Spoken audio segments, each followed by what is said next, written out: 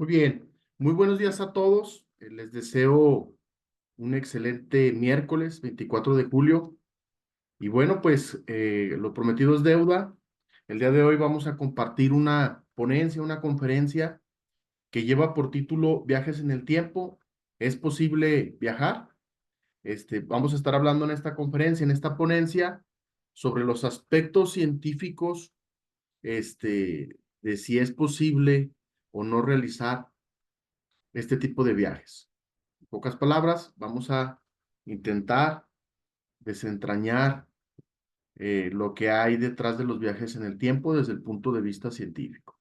Un servidor, el profesor José de Jesús Camacho Medina, les da la más cordial bienvenida, siendo las 8:30 de la mañana, por lo cual agradezco su presencia, quienes me acompañan o a quienes verán la ponencia durante el transcurso del día. Vamos a dar inicio a nuestra conferencia sin falta. Primero que nada, la conferencia es presentada por mi sitio educativo, mi plataforma El Profe Camacho y la Sociedad Científica Fresnillense, que es una asociación civil en Fresnillo, Zacatecas, donde un servidor pertenece como miembro, cuyo objetivo es promover la ciencia en Fresnillo, Zacatecas, México y sus alrededores. Bien, un poquito de un servidor, vamos a comentar una biografía sin extenderme mucho. Soy profesor de matemáticas, estudié ingeniería, intento divulgar la ciencia a través de las redes sociales, a través de la publicación de artículos y también realizo investigación. En general, yo me considero un aficionado a los números. Sería una pequeña biografía de un servidor. Vamos a iniciar nuestra conferencia. Siempre me gusta de alguna manera invocar frases o citas de personajes, eh, y son citas que creo que pueden servirnos como un motor de inspiración para iniciar una ponencia. Eh, Son dos frases de un científico, de un divulgador de la ciencia que en lo personal yo admiro mucho. Su nombre es Carl Sagan, fue un científico estadounidense, y hay dos frases de él que me gustan mucho y quisiera compartirlas de todo gusto, con todo gusto. La primera de ellas es: el estudio del universo es un viaje al autodescubrimiento. Es una de las frases que más me llama la atención, que en pocas palabras, pues, profundizan el hecho de que entre más conozcamos del universo, más nos vamos a conocer. Y la segunda es: somos polvo de estrellas que piensa acerca de las estrellas. Somos la forma en la que el universo se piensa a sí mismo. Bien, Carl Sagan, para platicarles un poquito del autor de estas dos frases, pues fue un astrónomo, astrofísico y cosmólogo estadounidense. Él defendió siempre el pensamiento escéptico científico y el método científico, y es conocido popularmente como el autor de la serie de divulgación de ciencia Cosmos, que seguramente muchos de ustedes la llegaron a ver, y, y actualmente pues la coordina de Grace Tyson, que es digamos que le ha dado seguimiento a esta serie que intenta divulgar la ciencia en el mundo. Bueno, la primera vez que alguien me preguntó sobre los viajes en el tiempo, una vez cierta persona me cuestionó sobre si los viajes fueran posibles en el tiempo, es decir, si contáramos con una máquina que nos pudiera mover al pasado o al futuro, ¿a dónde irías? Esa fue la pregunta que me hicieron, si esto fuera posible. Y yo instantáneamente lo primero que dije fue: para empezar, viajaría al pasado y conocería a uno de mis científicos favoritos. ¿A quién conocería? Pues nada más ni menos que a Albert Einstein. Ese sería como un deseo, si esto fuera posible. Y Albert Einstein, ustedes saben que es un científico que revolucionó el mundo de la física. Entender el macromundo o entender cómo funciona el universo a gran escala, pues en gran medida se explica por la teoría de la relatividad que él propone. Sabemos que Einstein pues era originario de Alemania y obtuvo el premio Nobel en el año de 1921 por sus estudios en el efecto fotoeléctrico. Fue un físico matemático y bueno, no, reitero, sus teorías más conocidas es la teoría de la relatividad general y teoría de la relatividad especial. Y su imagen de alguna manera es un icono de la ciencia, que alude a un personaje que no teme a pensar distinto. Rompe, de hecho, el status quo en su tiempo al concebir estas ideas de cómo funcionaba el universo a gran escala, qué era la gravedad. Pues fue toda una revolución científica y las observaciones le darían la razón y alimentarían el marco teórico que había desarrollado, su teoría de la relatividad. Y bueno, pues yo en lo personal, si tuviera la capacidad de viajar en el tiempo, me gustaría ir a conocer a este personaje, a su época. Pero yo les pregunto a ustedes, igual les pido que en la primera oportunidad me lo dejen como comentario. Si los viajes en el tiempo fueran posibles, ¿ustedes a dónde viajarían? ¿Al pasado, al futuro o simplemente se quedan en el presente y para ustedes es irrelevante viajar en el tiempo?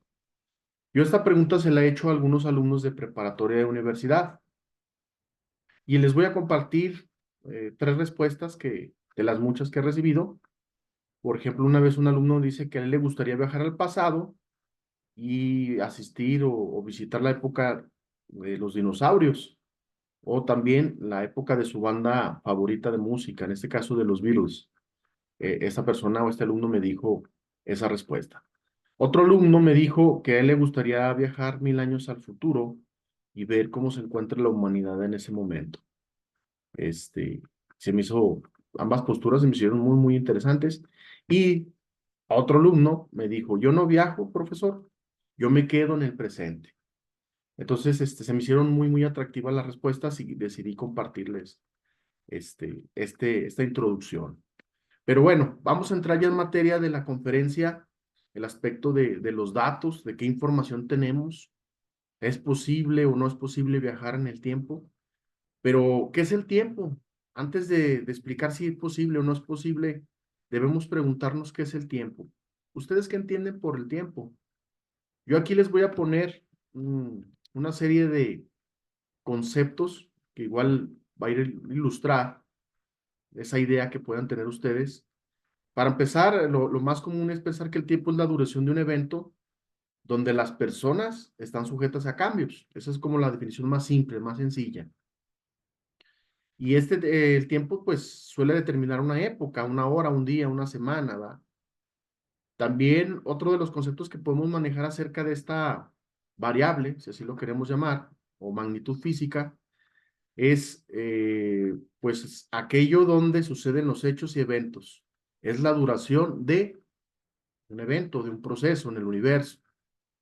Y bueno, ya como conclusión, podemos decir, el tiempo marca el día de una persona expresado en segundos, minutos y horas, y es la forma que las personas o la humanidad tiene para medir los hechos que han ocurrido o que están por ocurrir. Entonces, con estas ideas, creo que nos va a ayudar mucho a entender lo que viene. Y es importante recordar pues, lo que es el tiempo, por lo menos la idea que tenemos. Ya estaremos explicando desde el punto de vista de la física qué consideran como tiempo. Pero vamos a remontarnos sobre la imaginación. Miren, ya había escritores en el pasado que habían realizado algunas obras donde hablaban de la posibilidad de los viajes en el tiempo. Por ejemplo, hay una obra que se llama La máquina del tiempo. Es una novela de ciencia ficción y fue publicada en 1895 por H. G. Wells, el cual era un escritor originario de Inglaterra. Él junto con Julio Verne son considerados los padres de la ciencia ficción. Y este personaje pues escribe una novela donde los personajes pues se ven inmiscuidos en una historia donde se es posible viajar en el tiempo. A grandes rasgos es la construcción de un artefacto, dispositivo físico, donde pues se puede viajar en el tiempo y el personaje principal viaja al futuro para encontrar un mundo en decadencia y hostil. Eso es lo que más o menos es la trama de esta novela. Yo se la recomiendo y pues fue una de las primeras novelas que aborda esta temática, este, y se me hace pertinente compartir un poco de cómo el ser humano y la imaginación, la creatividad, pues ya detonaban y hablaban sobre este posible hecho. Esta es la portada pues en este caso, la obra que hablamos, ¿no? De La máquina del tiempo de Wells. Pero también hay otros productos o otros medios donde se ha mencionado la posibilidad de los viajes en el tiempo. Y uno de ellos es la saga de las películas Volver al Futuro, que seguramente muchos de ustedes ya vieron, ya trabajaron, incluso o la observaron muchísimas veces y no les aburre. Es una película muy atractiva, muy divertida, que intenta conjugar estos aspectos científicos con la posibilidad de los viajes en el tiempo. Se hicieron 3 ediciones. El director de esta película, pues, es Steven Spielberg, y la primera salió en 1985 y fue una completa revolución en el séptimo arte, en el cine. La actualidad, en lo personal, de pronto, cuando a veces uno tiene la oportunidad de ver un poco de televisión y está uno cambiándole a los canales, no falta que en algún canal la estén transmitiendo a mí en lo personal me engancha y yo me quedo viendo la película porque me gusta mucho la temática que maneja, el guión, los personajes. Y bueno, pues es toda una trilogía, son tres películas que también hablan sobre la posibilidad de los viajes en el tiempo, de donde un científico conocido como el doctor Emmett Brown, pues construye una máquina del tiempo y junto con un amigo de él que se llama Marty, viajan a diferentes épocas y se suscitan diferentes hechos sobre la ciudad donde viven, que es Hill Valley. Entonces, pues ahí está, ¿verdad? Es otro de las obras.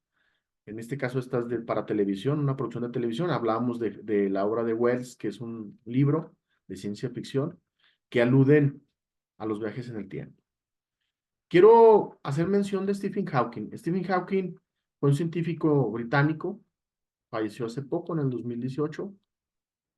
Pues de carrera físico, fue un también divulgador de la ciencia porque escribió varias obras que tienen que ver con la divulgación de la ciencia, y su principal trabajo se concentra en el estudio de los agujeros negros. ¿Qué son los agujeros negros?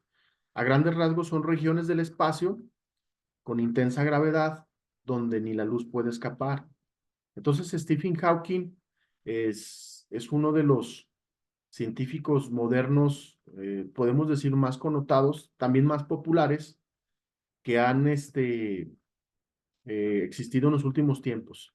Y ahí algo que caracterizaba a Hawking eran las ideas que tenía. Déjenles platico algo que ocurrió, es una anécdota sobre este personaje. Una vez a este personaje se le ocurre organizar una fiesta para los viajeros en el tiempo.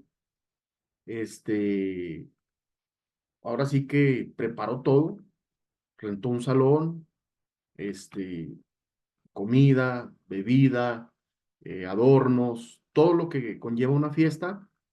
Y la idea que Hawking tenía partía de que él siempre se planteaba ideas muy sencillas y osadas, con el fin de buscar evidencias.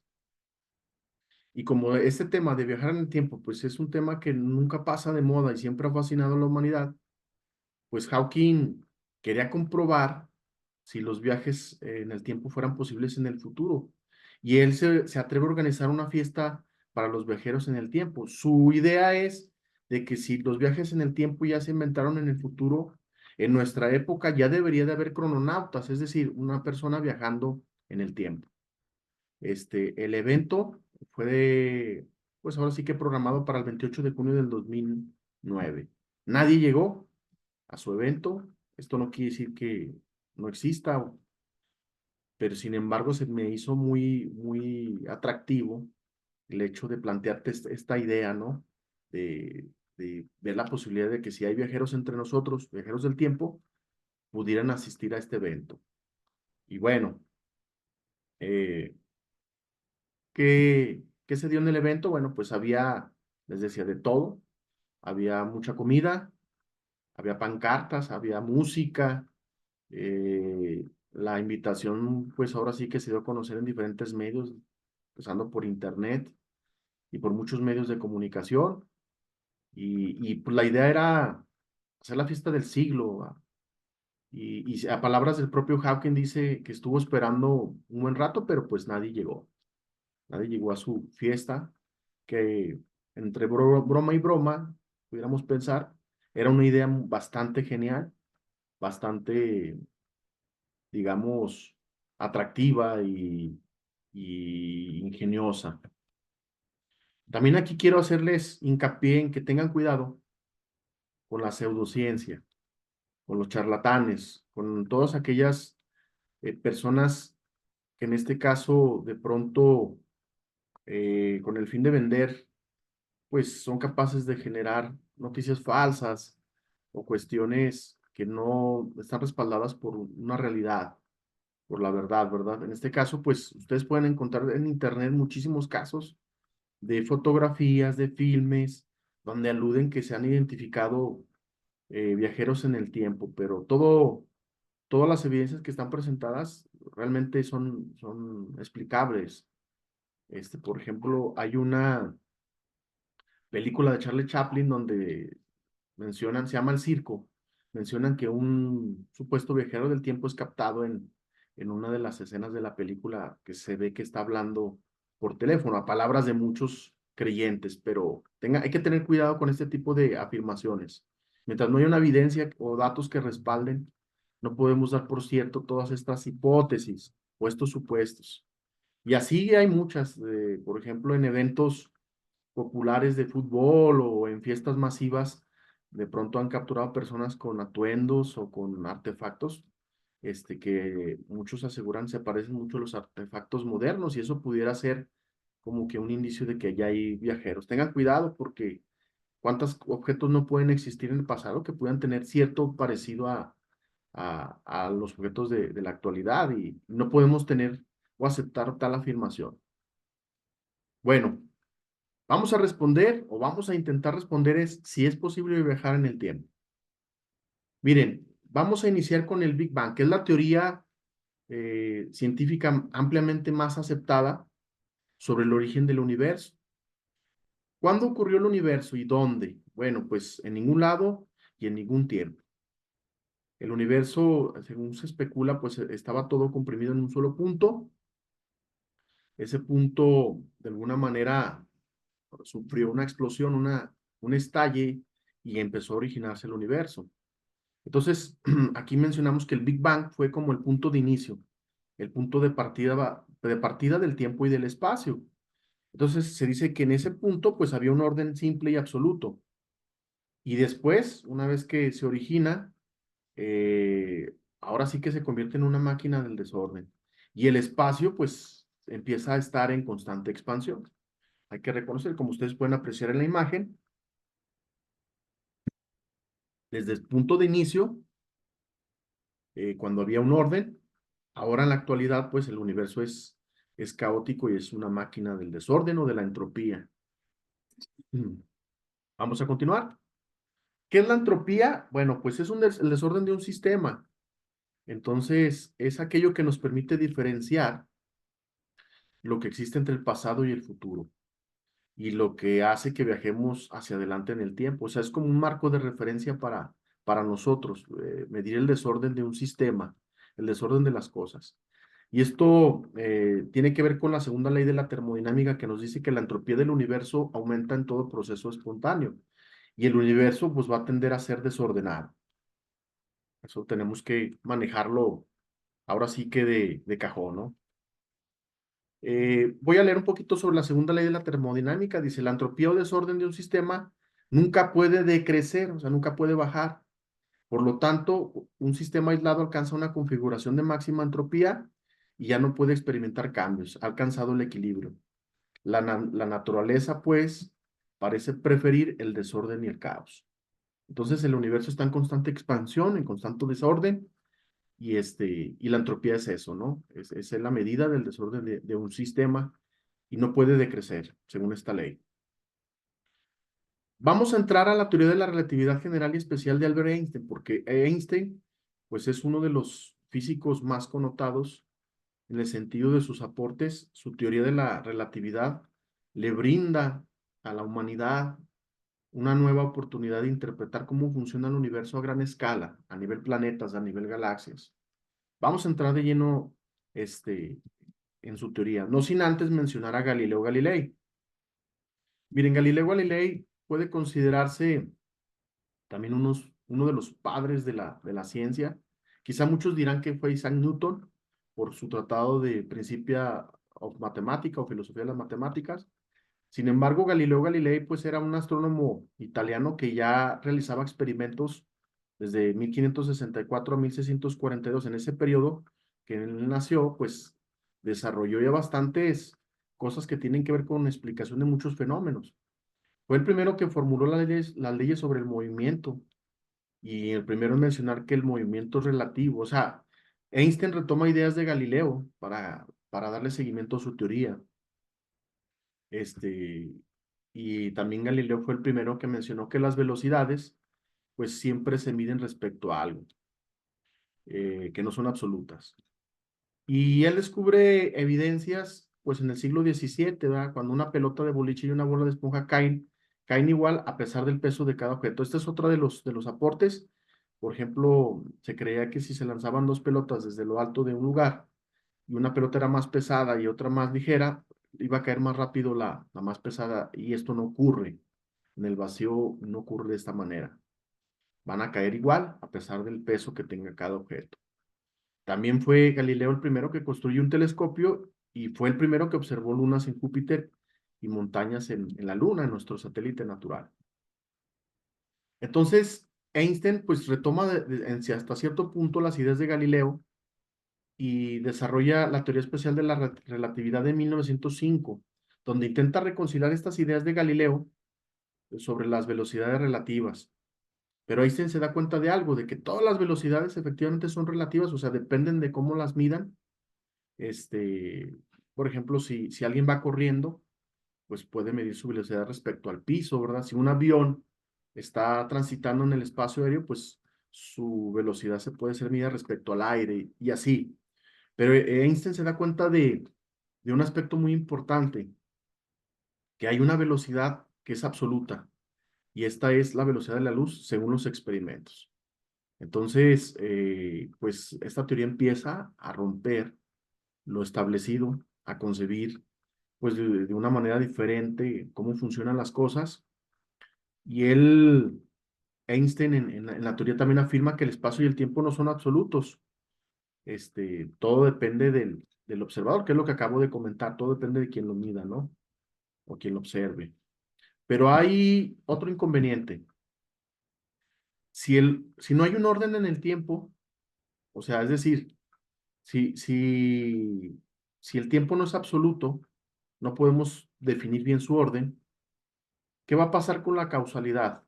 ¿Qué es la causalidad? Pues es cuando ocurre un hecho que lo provoca, ¿no? Si algo causa otra cosa, tuvo que haber pasado primero. Pero si no estamos de acuerdo qué pasó primero, pues hay una crisis. Entonces, ¿cómo se puede proteger esta cuestión de la causalidad? Pues Einstein propone que la luz, no solo es absoluta, sino también que es la velocidad máxima en el universo. Si nada viaja más rápido que la luz, protegemos la causalidad. O sea, ya podemos darle de alguna manera un orden, o una definición a este principio, ¿no? De que el orden en el tiempo no es absoluto. Ahora, si algo viajara más rápido que la luz, nos encontraríamos con la paradoja de personas que podrían viajar al pasado o personas que hubieran visto el efecto después de la causa. Esto es uno de los principales inconvenientes, como que el surgimiento de paradojas, de que si nosotros en ese sentido no asumimos de que la luz es lo máximo o la velocidad máxima en el universo, pueden dar origen a hechos que parecen contradecirse, como bien lo menciona. Imagínense ver el efecto después de la causa, que no tiene sentido lógico. Se supone que,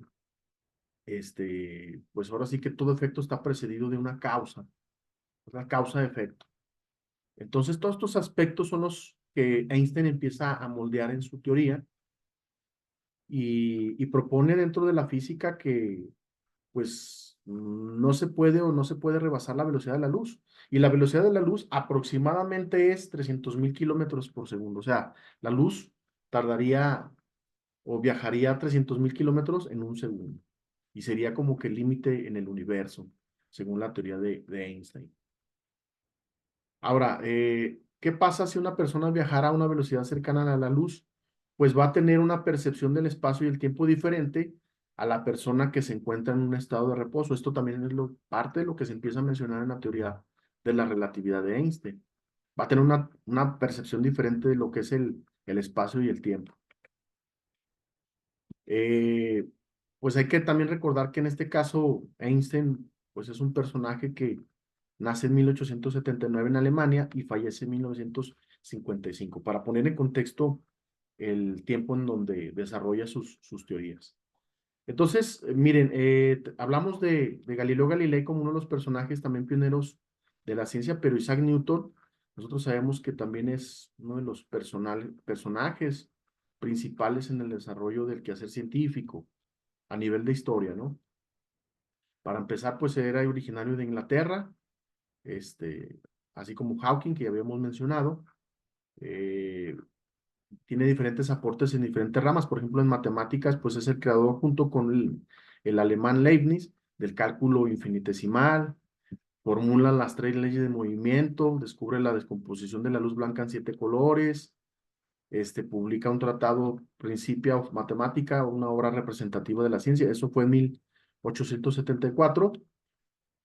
Y la cuestión sobre el tiempo, para Newton, el tiempo no se aceleraba o frenaba, sino permanecía inmutable siempre y en todo lugar era absoluto. La gravedad era instantánea. O sea, en este caso, Newton creía que el tiempo era absoluto para cualquier lugar del universo.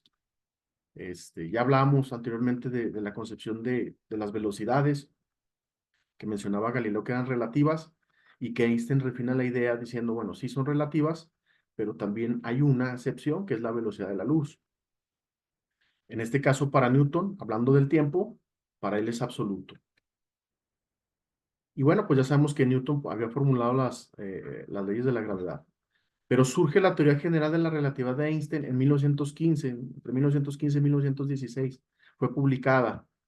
La física, hay que reconocer, llevaba regida por los aportes de Newton y ya tenía 200 años, en donde lo que había aportado Newton se consideraba como verdadero o hasta cierto punto como parte de lo que explicaba a gran medida cómo funcionaba el universo a gran escala. Pero la teoría general de la relatividad es una teoría de la gravedad. Este, y Einstein es el que menciona que el tiempo y el espacio vendrían siendo un aspecto, o mejor dicho, dos aspectos de un mismo tejido, que él denomina el tejido del espacio-tiempo. Y entonces la gravedad sería como una deformación del espacio. Digamos que la gravedad sería, pues, esa deformación que sigue, eh, que hace que la geometría del espacio se modifique. Y entonces, para Einstein, el espacio-tiempo, ese tejido en donde él mezcla estos dos aspectos del tiempo y espacio, repito, dice que el espacio-tiempo pues es el escenario donde se desarrolla toda la realidad, toda la física, ¿no? Donde pues el escenario principal del universo, el espacio-tiempo. Menciona en esta teoría que las estrellas masivas como el Sol y los cuerpos grandes curvan o deforman el espacio. O sea, el hecho de que cuando hablamos de estrellas masivas, hablamos de estrellas muy grandes, muy pesadas, como por ejemplo nuestro Sol, pero hay soles más grandes en el universo. Y entonces esta cuestión hace que, o estas estrellas, estos cuerpos tan masivos, deforman o curvan el espacio. Entonces, la gravedad sería una deformación en la geometría del espacio, según la teoría general de Einstein. Y aquí ponemos un ejemplo, miren, el tejido donde se desarrolla la física sería el tejido del espacio-tiempo, que es una malla, bueno, ahí está en 2 dimensiones, pero en teoría la malla tendría hacia arriba por todas direcciones, y entonces todos los cuerpos, sobre todo más pesados o más masivos, deformarían esa malla, y esa es la gravedad. Aquí tenemos una gráfica más clara. El espacio y a su vez el tiempo se pueden deformar, estirar o encoger. Vean de alguna manera cómo explica la teoría de Einstein. Por ejemplo, vean en la figura hay un sol. El sol, como es masivo, es muy pesado, está curvando la geometría del espacio-tiempo. Y si hay algo más que el sol en el espacio-tiempo, pues ese objeto va a seguir esa deformación. Entonces aquí es una explicación a por qué los planetas giran alrededor del Sol, ¿verdad? El Sol está deformando el tejido del espacio-tiempo y los cuerpos que estén alrededor del Sol van a seguir esa deformación. Entonces, para empezar, la teoría de la relatividad general de Einstein describe la naturaleza del espacio-tiempo. El tiempo es una dimensión, hay un único reloj para cada persona. Y bueno, también Einstein menciona que a velocidades cercanas a la de la luz, el tiempo se ralentiza o se dilata, es decir, transcurre más lento o más despacio. Si el espacio se expande, el tiempo también se va a expandir, porque hablamos de que en la teoría de Einstein, pues el espacio y el tiempo es un tejido de dos aspectos de un mismo tejido. Viajar a la velocidad de la luz es imposible, y hablamos de la ecuación de la equivalencia entre energía y masa. De hecho, para desplazar un objeto a la velocidad de la luz, pues necesitaríamos muchísima energía, demasiada. Por lo tanto, sería imposible, imagínense ocupar la energía que no se tiene para acelerar un objeto a la velocidad de la luz. Y la ecuación lo desprende de edad. Esa sería una manera de entenderlo, ¿no? Si la energía y la masa es una equivalencia, una moneda de cambio, pues para convertir masa en energía tendríamos que viajar a la velocidad de la luz y esto en la teoría no lo permite. A nivel matemático, pues está respaldado y demostrado en la teoría de la relatividad. Entonces, para acelerar una nave a la velocidad de la luz se requiere, pues, energía inmensa. ¿Qué pasaría cerca de un agujero negro? Hablamos hace rato de lo que era un agujero negro. Les decía que era una región del espacio, del universo, con gravedad tan intensa que ni la luz escapa. Absorbe todo lo que está hasta cierto punto en una línea. Imaginará que le llaman horizonte de sucesos. Una vez que cruza esta línea, todo objeto tiende a ser devorado por esta región del espacio con gravedad este, infinita. Y esta gravedad se debe a que hay una concentración de masa muy elevada en su interior, por lo tanto genera un campo gravitatorio. Entonces, si estamos hablando de que el tiempo y el espacio constituyen un tejido, y este tejido, según la teoría de Einstein, se puede estirar, se puede encoger, cerca de un agujero negro, el tiempo teóricamente transcurriría más despacio. O sea, estamos hablando que el tiempo puede ser moldeable desde el punto de vista desde esta teoría. Pero, a ver, vamos a partir de dos puntos. ¿Se puede viajar al pasado? Bueno, pues si tuviéramos una máquina para viajar en el tiempo y cambiamos los sucesos del pasado, se van a desatar una serie de inconsistencias, lo que llamamos contradicciones lógicas o paradojas. Son hechos que parecen contradecirse o contrariarse. Esto es lo que ocurre si empezamos a plantearnos otros escenarios de viajar al pasado. Está la famosa paradoja del abuelo, que más o menos la voy este, a explicar con esta imagen interesante. Dice, imaginen que nazco y yo tengo la capacidad de crear la máquina del tiempo, viajo al pasado, asesino a mi abuelo, no nace mi padre, vean todo lo que desemboca un acontecimiento, si se puede viajar al pasado, no nazco, entonces si no nací, pues no pude haber creado la máquina del tiempo, no pude ir al pasado, eh, y entonces nace mi abuelo, nace mi padre y luego nazco yo. Entonces ahí entra en un bucle contradictorio de lo que ocurriría si los viajes en el tiempo al pasado fueran posibles, ¿no? Entraríamos a una serie de inconsistencias definitivamente. Imagínense, no podría yo haber creado algo porque modificaría los hechos de un pasado y ese pasado no desencadenaría que yo naciera. Sería una de las paradojas. Entonces, la física o la postura en este caso de muchos físicos es, pues viajar al pasado parece imposible porque no tendría sentido, sobre todo en la lógica de cómo suceden los hechos, de la causa y el efecto de los eventos, este tipo de cuestiones. Pero hay un doctor, el doctor Müller, de la Universidad Berkeley, donde él expone, es una hipótesis, no hay tampoco nada demostrado, pero me parece pertinente compartirla con todos ustedes. se basa en la teoría de Einstein. Dice, bueno, según la teoría de la relatividad del tiempo y el espacio no son piezas separadas, sino constituyen el mismo tejido, en este caso el espacio-tiempo. Entonces dice el doctor Müller, dice, ¿por qué el tiempo avanza? Dice, su teoría bueno, el tiempo se expande porque el espacio se expande, ya que son parte del mismo tejido y sabemos que el espacio se expande, esto lo sabemos por las observaciones que hay, cada vez es latente reconocer que las galaxias se distancian unas de otras, el espacio entre ellas está creciendo, se está estirando. Entonces, como son parte del mismo tejido, si se genera más espacio, se genera más tiempo. Entonces, el marco que propone el doctor Müller dice es que los viajes en el tiempo serían improbables. Dice, para empezar, no podríamos viajar al pasado porque hacerlo tendríamos que decrecer la cantidad de espacio en el universo, porque al decrecer la cantidad de espacio, a su vez decrecemos el tiempo, ya que son parte de un mismo tejido. Esa es su postura. Dice, no se podría viajar al pasado porque ¿cómo decrecemos el espacio que existe? La cantidad de espacio. Pero tampoco podría ser viajar al futuro porque ese espacio, pues ahora sí que está, ¿cómo se dice? Todavía no se ha originado, no se ha creado en el futuro. Por ejemplo, si yo quisiera viajar a una época donde en ese sentido, si el tiempo y el espacio no son la misma cosa, todavía ni siquiera ese espacio-tiempo ha sido creado.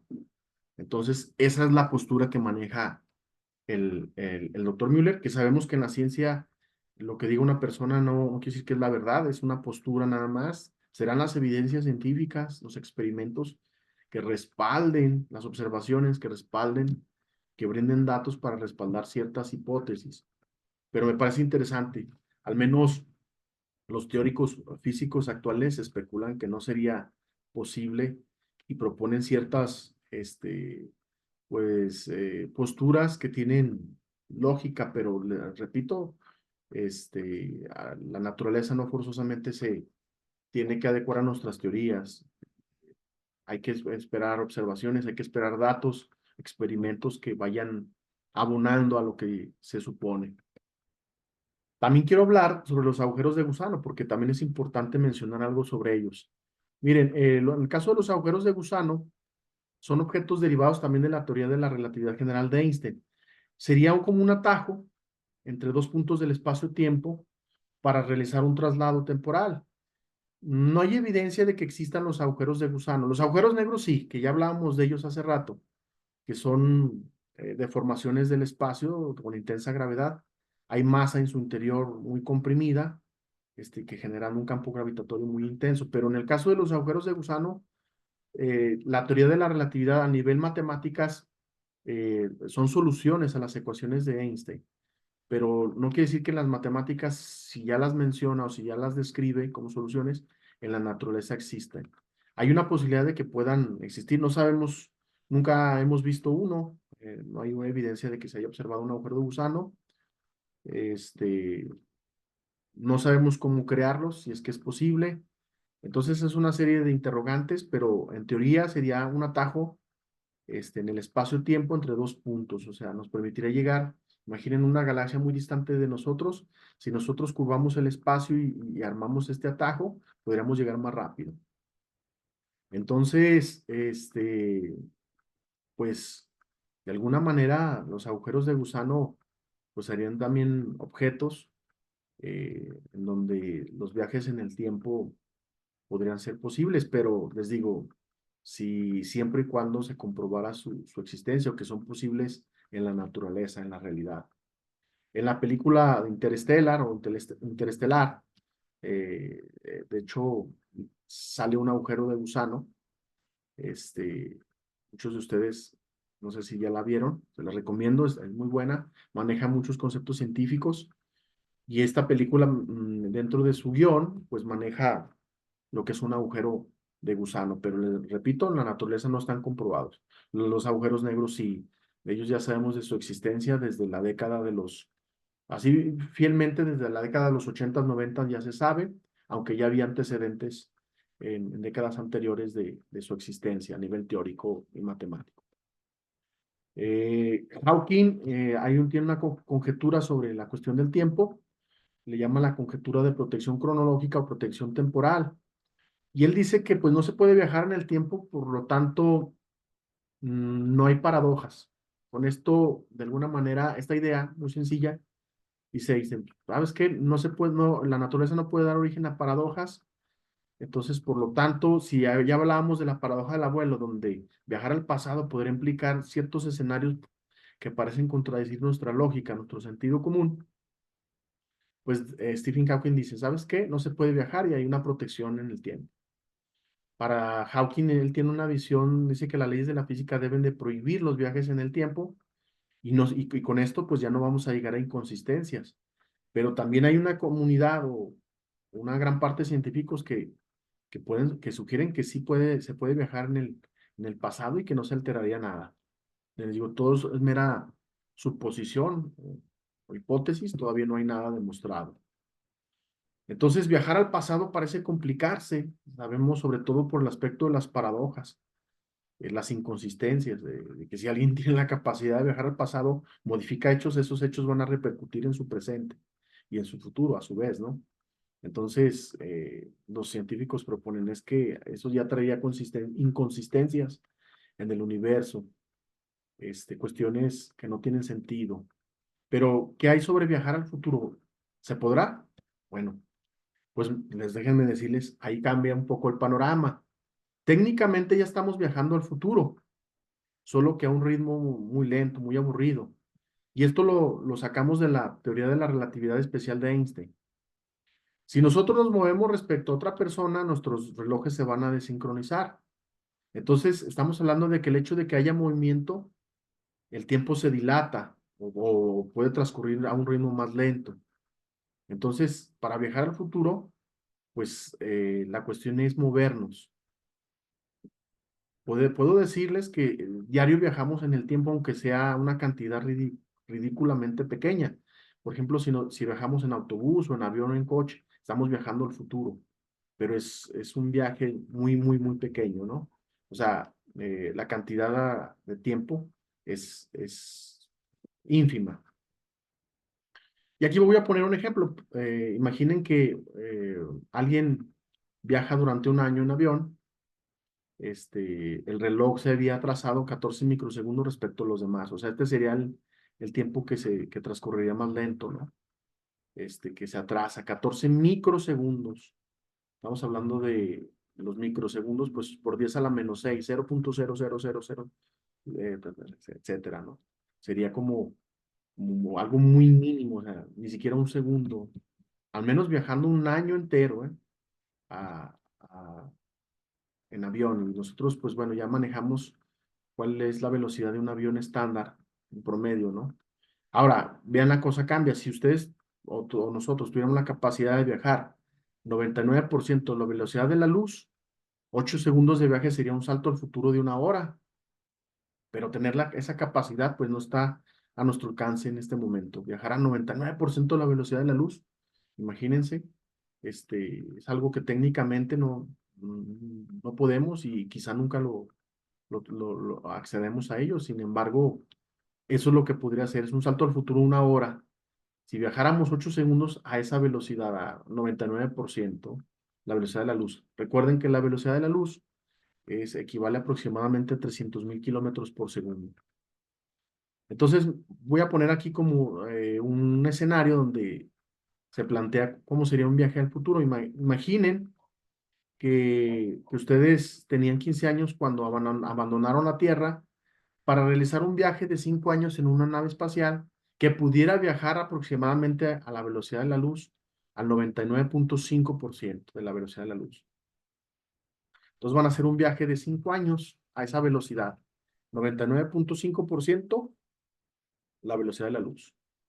Entonces, cuando lleguen a casa a los 20 años, o sea, regresen a la Tierra, van a encontrar a sus compañeros de escuela que tienen 65 años de edad y están jubilados y disfrutando de sus nietos. Y ustedes al principio podrían pensar, esto no tiene sentido, pero es que ya hablamos de que Einstein y la teoría de la relatividad nos mencionan que moverte en el espacio es moverte en el tiempo porque son del mismo aspecto, mismo tejido, estos dos ingredientes. Entonces, si yo estoy moviéndome muy rápido, pues el tiempo se ralentiza, transcurre más lento y es donde al reencontrarme con una persona que se quedó en la Tierra, que tenía la misma edad que yo, lo veo más anciano, más viejo, porque para mí, al viajar a esa velocidad, el tiempo parece ser que no transcurrió, o transcurrió muy demasiado lento, y para los que se quedaron en la Tierra transcurrió normal, tal cual, ¿no? En base al marco de la Tierra. Entonces, aquí nos habla de todo es cuestión de la velocidad, de cómo movernos. Entre más rápido nos movamos, podemos dar esos saltos al futuro. Pero construir naves que viajen a esas velocidades, aún todavía son sueños, estamos lejos. Al menos naves que pudieran este, transportar a seres humanos. Y tendríamos que lidiar con, no solo con eso, con muchos aspectos. Este, Imaginen un organismo situado en una nave con una velocidad tan alta, cómo poder también controlar los posibles efectos gravitatorios en su cuerpo. O sea, son muchas cuestiones que se pudieran desencadenar, pero en la teoría esto es posible. Voy a darle cierre a mi conferencia manejando las siguientes conclusiones. Para terminar, yo agradezco a todos ustedes me hayan acompañado y a los que en el transcurso del día estarán observando la conferencia. Les doy la más cordial de las gracias. Muy agradecido de que me hayan acompañado y espero llevarles más pláticas, más charlas sobre aspectos científicos y de divulgación. La conclusión de esta ponencia es la siguiente. Bueno, para empezar, la velocidad de la luz permanece constante y el tiempo es una cuarta dimensión, es una de las conclusiones que obtenemos. O sea, el tiempo hay que considerarlo como una dimensión. Y la velocidad de la luz, pues es la única velocidad absoluta, y permanece constante. Se ha medido a nivel experimental en diferentes escenarios y épocas de la historia, de la ciencia, y siempre se ha encontrado lo mismo, que la luz viaja aproximadamente a 300.000 kilómetros por segundo. Segunda conclusión, la gravedad es la curvatura o deformación del tejido espacio-tiempo y viaja en forma de ondas. Einstein refina la idea de Galileo sobre la gravedad de una fuerza. Para Einstein, la gravedad pues, es la curvatura o la deformación del tejido del espacio-tiempo. Número 3. Einstein demostró que el tiempo ocurre con mayor lentitud para los objetos en movimiento que para aquellos que se encuentran en reposo, lo que hablábamos hace un par de diapositivas, que para moverme en el tiempo tendría que moverme y moverme a velocidades considerables. Por lo tanto, el efecto de los viajes en el tiempo resulta más fácil de apreciar con distancias y velocidades mayores. Y la conclusión aquí es, mientras más rápido yo me mueva por el espacio, más lento me voy a mover por el tiempo. Esta es la clave, moverme más rápido. Conclusión 4, el tiempo transcurre más lento cerca de objetos pesados, por ejemplo, un agujero negro, precisamente porque ahí el tiempo, que es parte del espacio en el mismo tejido y un agujero negro está deformando este espacio-tiempo, pues el tiempo tiene que transcurrir de manera diferente, en este caso más lento. La física teórica advierte un panorama poco probable para los viajes en el pasado. Hablamos de la cuestión de las paradojas, de las inconsistencias o contradicciones. Viajar al pasado parece que la física apunta a que sea improbable o poco probable. Y viajar al futuro, bueno, pues ahí técnicamente ya lo estamos haciendo, aunque sea un ritmo pequeño o un ritmo lento. Si en el transporte en el que viajamos, pues alcanza velocidades altas, pues de alguna manera estamos viajando al futuro, porque pues ahora sí que se logra, de alguna manera ralentizar el tiempo. Y hablábamos el hecho de viajar, por ejemplo, en un avión, ¿no? Durante un año, este, 14 microsegundos sería lo que pudiéramos dar ese salto de tiempo. Y entonces, ¿qué es lo que sigue o cuál sería la respuesta definitiva? Bueno, pues teóricamente, en base a lo que se sabe, a lo que se ha demostrado a nivel matemático, a las observaciones que se tienen, a la experimentación que hay hoy en día, pues no tenemos todavía la capacidad para viajar en el tiempo. No hay nada definido. Hablamos de que es improbable viajar al pasado, de que viajar al futuro es más posible, pero para viajar considerablemente al futuro necesitaríamos viajar a velocidades muy grandes y esto también es otro problema, porque viajar a velocidades muy grandes implica energía y esto nos complica todo y muchas más cuestiones. Entonces, la clave de la posibilidad de estos viajes es la siguiente. Hasta que no sepamos cómo opera el espacio-tiempo, o sea, el tejido, a nivel cuántico, a nivel pequeña escala, a nivel partículas, vamos, o que tengamos una teoría de la gravedad cuántica, no vamos a poder dar una respuesta definitiva a la interrogante de viajar en el tiempo, hasta que no sepamos, pues, cómo es que opera este escenario de la física llamado espacio-tiempo, este tejido, donde se desenvuelve la obra de la naturaleza, del universo. Entonces, hasta ahí no vamos a tener una respuesta definitiva, pero por lo pronto y por lo que conocemos y por lo que tenemos de tecnología, no es posible. Muchas gracias. Les voy a dejar de tarea para aquellos que quieran en comentarios de esta transmisión responder estas preguntas en base a un repaso a lo que dimos a conocer en esta conferencia, que me digan cuál es la velocidad de la luz, es la pregunta número 1, que mencionen 3 personajes destacados en la física, que me digan también qué es el tiempo, qué es una paradoja, qué es la gravedad, y en palabras simples, qué propone Albert Einstein en su teoría de la relatividad general y qué propone Albert Einstein en su teoría de la relatividad especial. O sea, todo esto ya lo expliqué, lo mencioné en la presentación, entonces sería grato que ustedes en los comentarios dejaran lo que entendieron y posteriormente yo daré una retroalimentación. También, si tienen alguna pregunta, alguna duda, no duden, no tengan miedo, con gusto, con confianza, expónganla, déjenla en comentarios y yo estaré respondiendo a medida del avance.